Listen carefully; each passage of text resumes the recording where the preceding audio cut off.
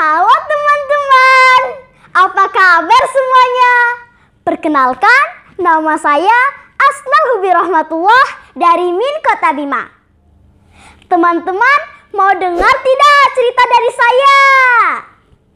Kalau begitu, saya akan membawakan sebuah cerita dengan judul Pencuri yang Insyam. Di suatu kerajaan bernama Kerajaan Haletia, hiduplah seorang pencuri yang amat terkenal. Melvin namanya.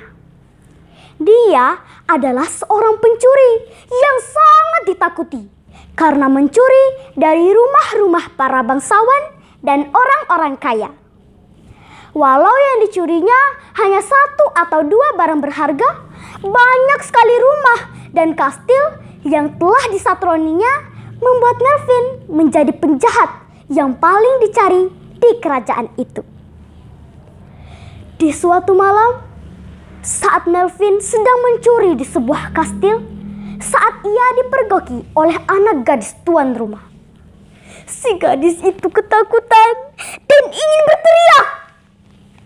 Namun, dengan cepat Melvin menutup mulut si gadis dan mengancamnya dengan menempelkan pisau belati di tenggorokan gadis itu.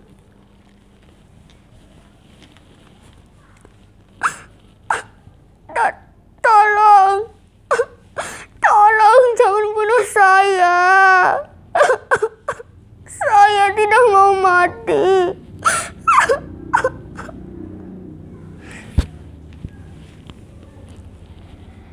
Jangan coba-coba berteriak. Saya ini pencuri, tapi saya bukan pembunuh.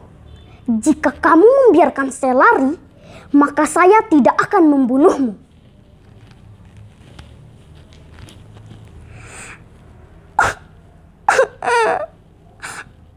Baik Tuan, saya janji saya tidak akan menceritakannya Tuan.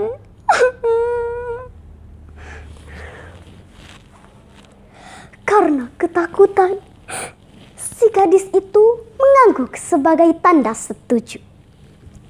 Perlahan-lahan, Melvin berjalan menuju jendela.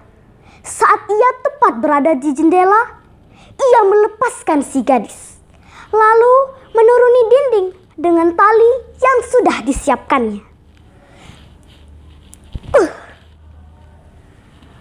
Tapi malang baginya. Saat sudah sampai di bawah, ia telah terkepung oleh beberapa pengawal bersenjata lengkap. Hei, kamu sudah tertangkap. Kamu sudah tidak bisa lari lagi. Hahaha. Melvin pun akhirnya menyerah. Sebagai pencuri yang terkenal, Melvin dibawa ke ibu kota untuk diadili oleh Ratu Haletia, Ratu Urlis. Melihat si pencuri terbelenggu tak berdaya, sang ratu dengan heran bertanya, "Melvin Elfried,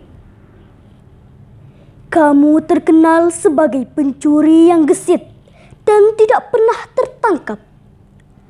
Mengapa kali ini kamu bisa tertangkap dengan mudah?" Dengan suara lemah namun tegas, Melvin menjawab, "Ampun, itu karena hamba menaruh belas kasihan pada anak gadis yang telah memergoki hamba. Hamba ini memang seorang pencuri, tapi hamba tidak pernah membunuh seorang pun." Sang ratu menatap Melvin dengan pandangan yang ragu, lalu bertanya lagi dengan nada menyelidik, "Memang benar, tidak ada seorang pun yang kamu bunuh selama ini. Dan menurut saya, kamu tidak terlihat sebagai pencuri. Lantas, mengapa kamu nekat melakukan tindakan yang dapat merugikan hak milik orang lain seperti ini?" Melvin pun menjawab,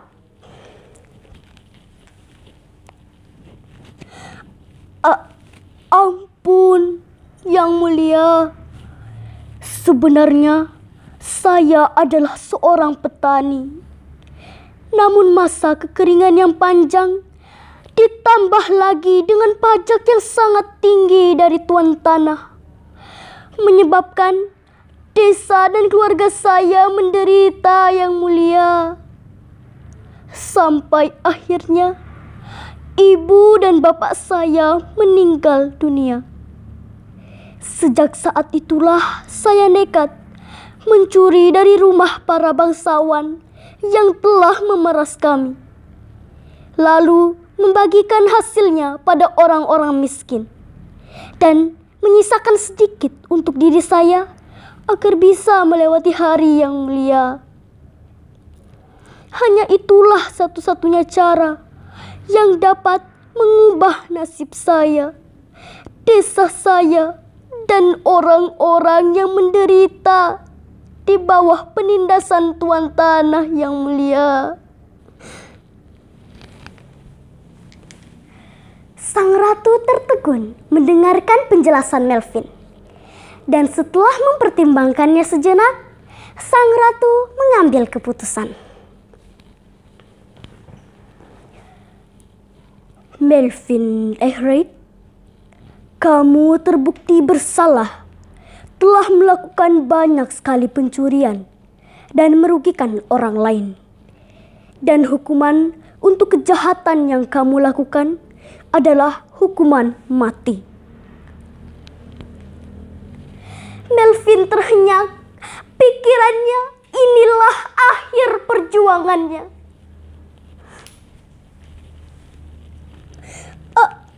Ampun, ampun Yang Mulia, ampun." Sang ratu melanjutkan, "Namun setelah memperhatikan dan mempertimbangkannya sejenak, saya memutuskan untuk meringankan hukumanmu. Kamu akan diasingkan ke perbatasan ini dan tidak diizinkan lagi untuk masuk ke ibu kota. Dan bila mana kamu kedapatan untuk mencuri lagi atau melakukan kejahatan apapun, hukuman mati mutlak menantimu. Keputusan Ratu Haletia adalah undang-undang yang tak terbantahkan."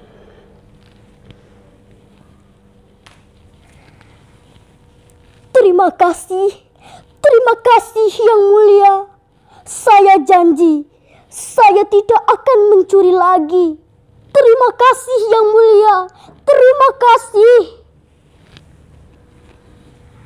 Raut lega tercermin pada wajah Melvin setelah mendengar titah sang ratu.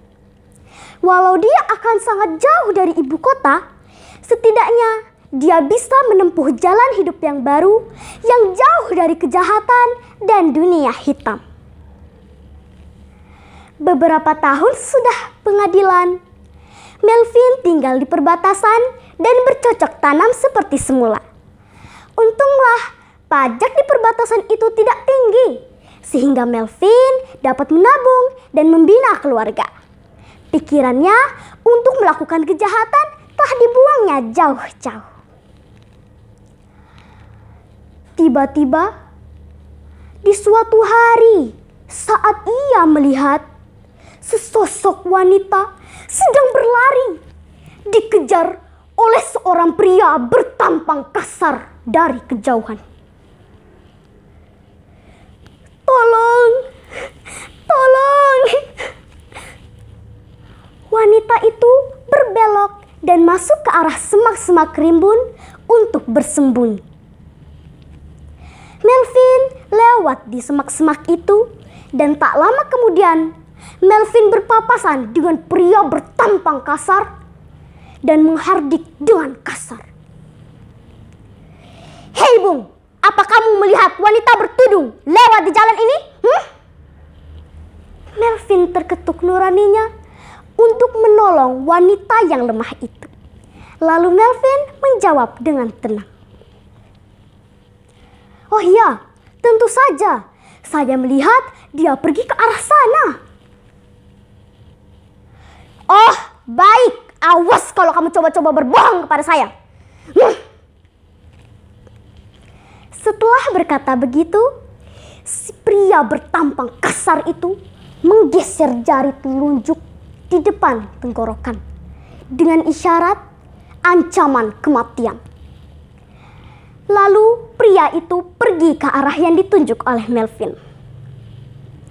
Setelah pria itu sudah cukup jauh dari arah semak-semak, Melvin berjalan dan berbicara ke arah semak-semak itu.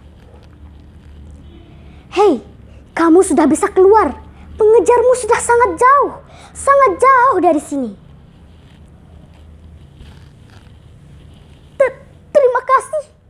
Terima kasih Anda telah menolong saya. Terima kasih sehingga saya tidak bisa lagi dikejar oleh pria bertampang kasar itu. Terima kasih sekali lagi. Wanita itu sangat senang karena masih ada orang yang mau menolongnya. Dan Melvin pun juga sangat senang karena bisa membantu orang lain yang sedang dalam kesusahan. Demikianlah kisah Melvin, si pencuri yang insyaf. Semoga kita semua bisa mengubah diri kita menjadi yang lebih baik lagi dan membantu orang lain yang sedang dalam kesusahan. Demikian dari saya. Sampai jumpa lagi teman-teman di lain waktu. Dadah!